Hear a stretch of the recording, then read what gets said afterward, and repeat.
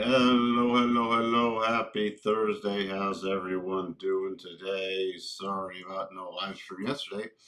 I was under the weather. I got some kind of food poisoning. It was not a pretty. I was trying to get geared up to do it, but I just couldn't manage.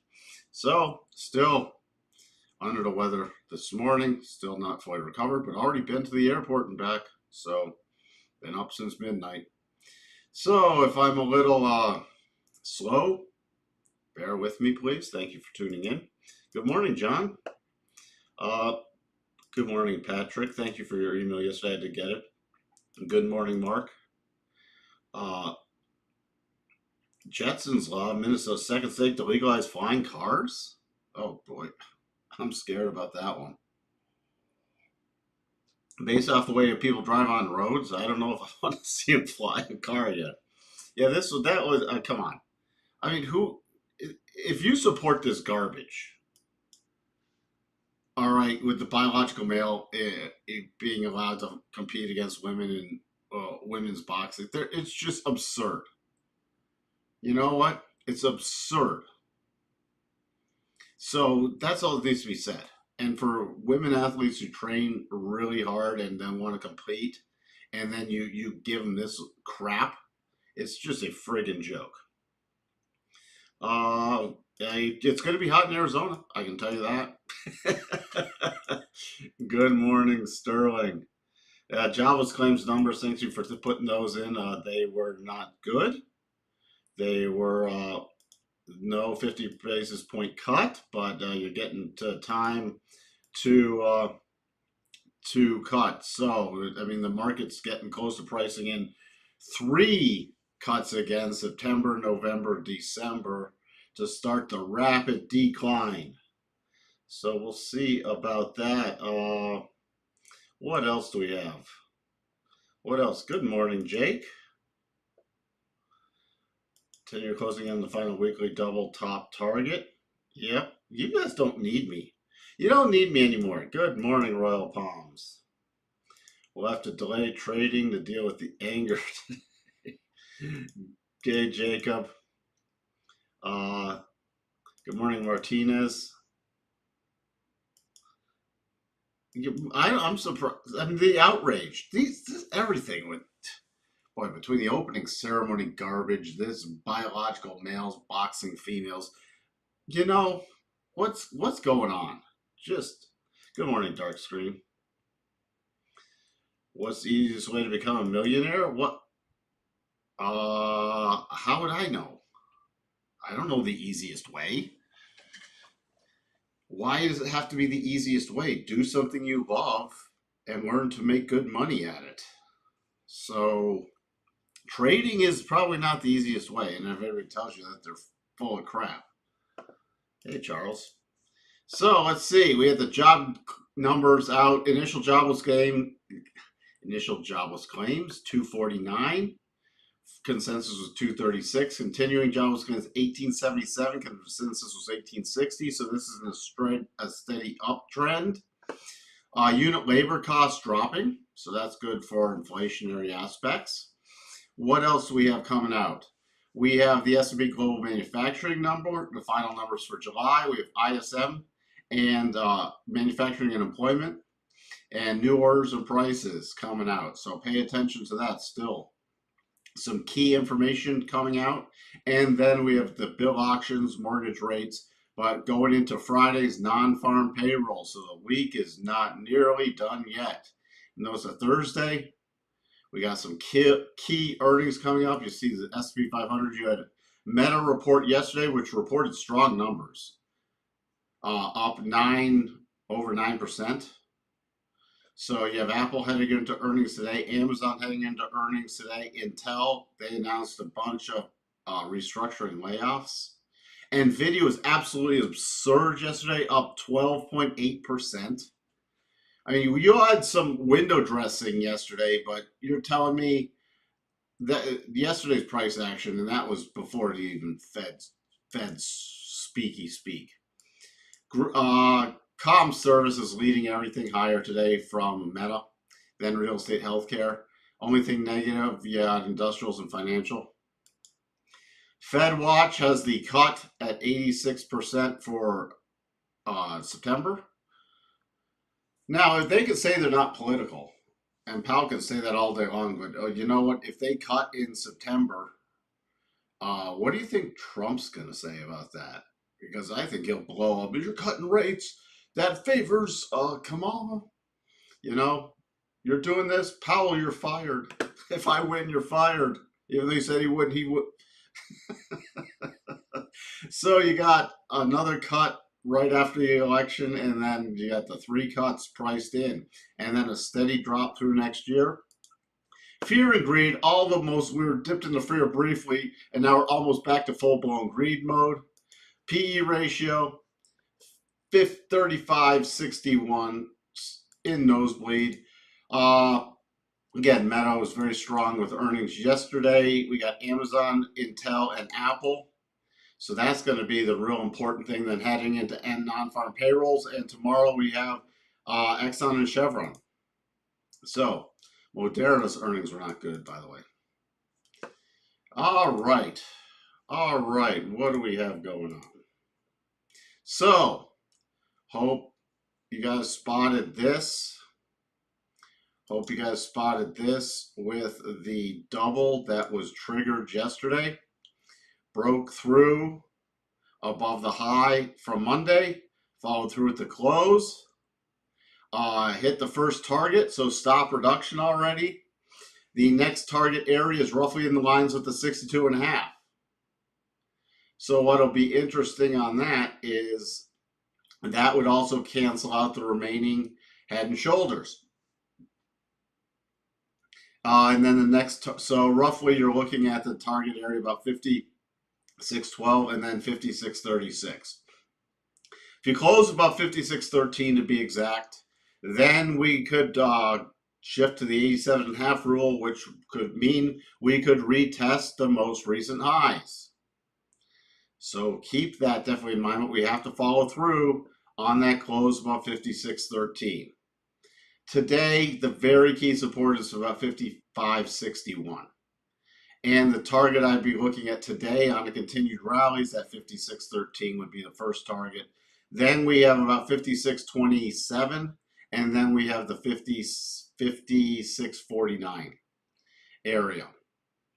Again, that really key support, that 55.60, and then the next is something drop is about 55.34. Hey, Heinrich. Hey, Coco. So, yesterday you also had a %B buy in the NASDAQ on the break above the prior day's high with the follow through into the close. Now, if it wasn't traded intraday, by the way, this was not a double, extended too far down on the right-hand side, but was a %B buy. But if it wasn't taken intraday, it already virtually hit my key target area. Now, on a continued run up, we're trading against the declining rotation zone, 19,685 area, running through to about 19,725. In order to sustain something, we have to start breaking above 19,725, and then the targets are 19,933, and the very key one is 20,196. So sorry, I was wrong. 19,854 and 20,136. I did not have my levels anchored correctly. So we're still using 19,726. Then it's 19,854. Then it's 2136. 20,136 is key on the closing basis to get the NASDAQ tipping the probabilities. So NASDAQ has a lot more heavy lifting, and it would need that close above 20,136 to take the final target off the table for the head and shoulders. The key support is coming in at 19.5, and then we're looking at roughly about 19,325. The Dow, let me get this back. The Dow, we closed above the 62.5 yesterday. I've already spiked through to 87 or to 75. The magnet price is still 41,470. This is in potential double top territory. May never trigger, but that's the key thing too that could start a Dow sell-off to take it back to key support. But it's pretty far away from a trigger, and right now the probabilities are still to eke out some potentially higher price action. The Russell, just basing sideways at this point. Tried to break higher with the close back in this range. Russell's getting pretty tired, but if it needs now follow through close above 22.92. Do I ever draw a fib from yesterday's low to today's high since we had such a bounce yesterday, wary of a 50% retracement of the daily candle? Yes, you can. But from yesterday's low to high, still, I would not use yesterday's low to high because of the key. Tuesday's low is just below that. I'd be watching, if you're going to use retracements for here, the area I would use is right here. I wouldn't use yesterday's. It's still a wide range candle, but your stronger level is going to be right here, 19,221. And just look at the key. You see here, the 37.5 is lining up with the prior breakout level. So using retracement levels, 19,345, 19,221. All right. That's exactly how I do it, because this low is so close.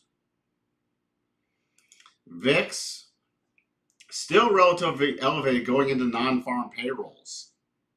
So we've had the bounce, but look at that bounce yesterday. Didn't ease up a lot on the VIX yet. So still quite elevated. Keep an eye on that. The DAX, testing this key trend line. Testing the key trend line. So watch for that to potentially get broken. The DAX is looking like it's really getting heavy and wanting to roll over. The notes, almost the 87.5. 112.17.5. Might get there today or tomorrow. The 10-year, we closed on Tuesday below the 62.5. We bounced a little, almost off that 75, but we're back below the 75. So the next magnet price is below 4.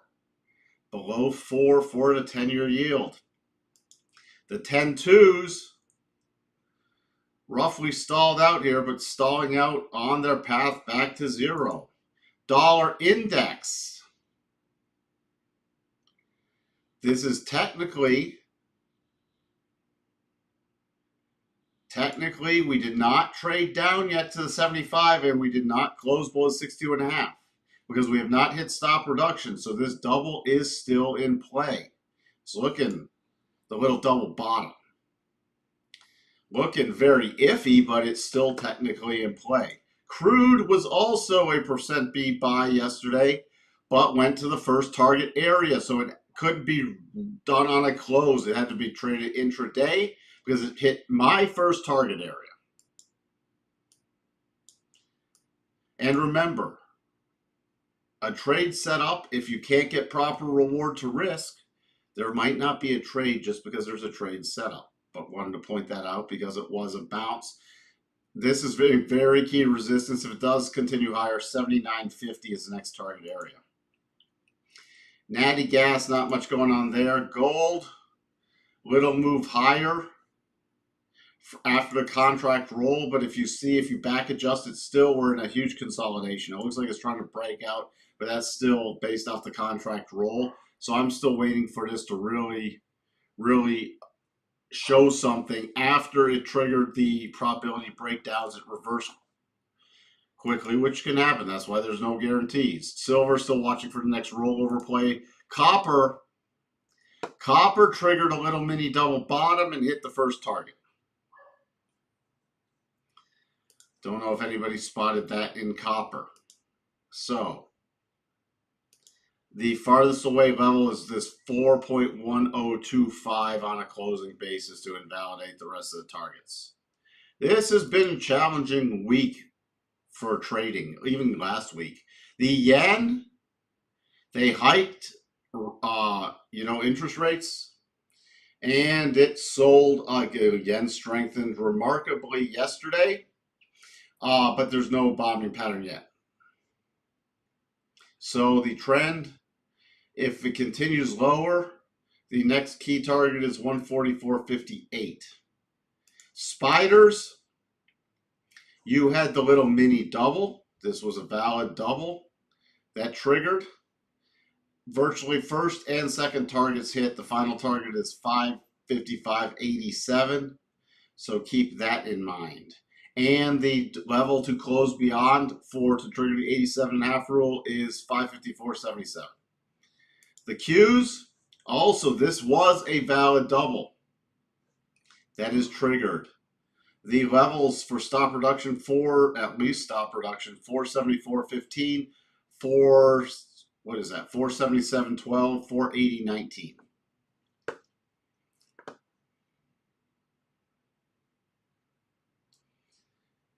What else? You were thinking of you when that spike happened? Yeah, I was like, whoa. We'll get to Amazon in a second. Tesla, not much. It's still got the double in play. NVIDIA, still technically has the double in play. Even with the insane. I mean, look at this. You're telling me a one day with no real news coming out. You had AMD earnings, but you had a sympathy bit in there. But all of a sudden, 103 to 117. What was this? The largest market cap increase in one day of any stock ever. So we're living in insane markets. And the Fed rate cut is going to save it all. Amazon, the key levels, no close below 62.5. So we did not get probabilities to roll over yet. The key thing to the downside is 179.40. To the upside, you're going to be watching 192.05 on a closing basis post earnings on any move up. That would trip the probabilities to retest the high area.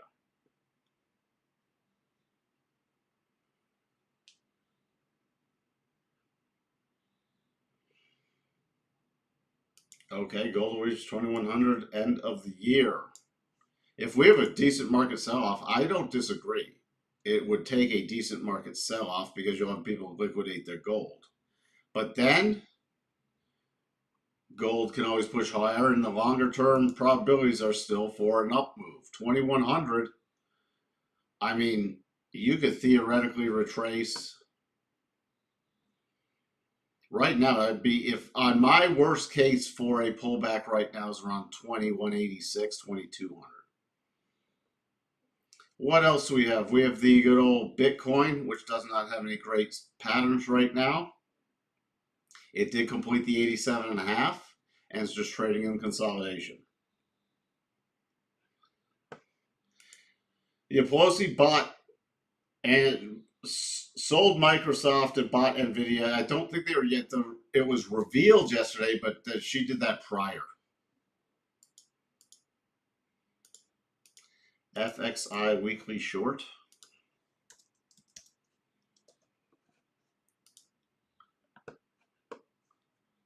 What? I don't care. Don't pop this up in the middle of my live stream.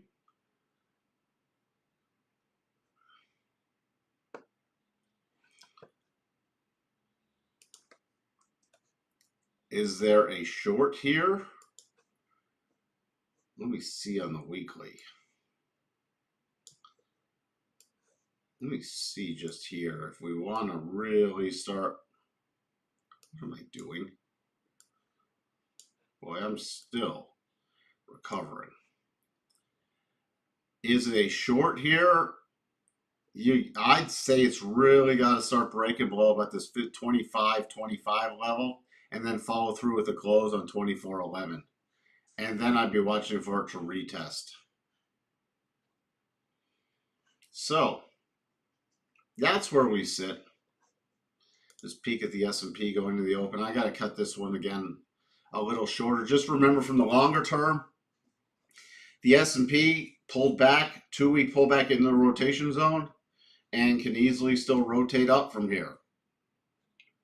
So we're going to have to see some follow through and really see what non-farm payrolls brings tomorrow. Other than that, for intraday moves, I'm watching this 55.96 for breakout and key support at 55.60, 55.61. So that's where we sit. I'm wrapping this one up again a little early. I hope everyone has a wonderful trading day, and I should be back tomorrow for Non-Farm Payroll Friday. Talk to everyone then. Bye for now.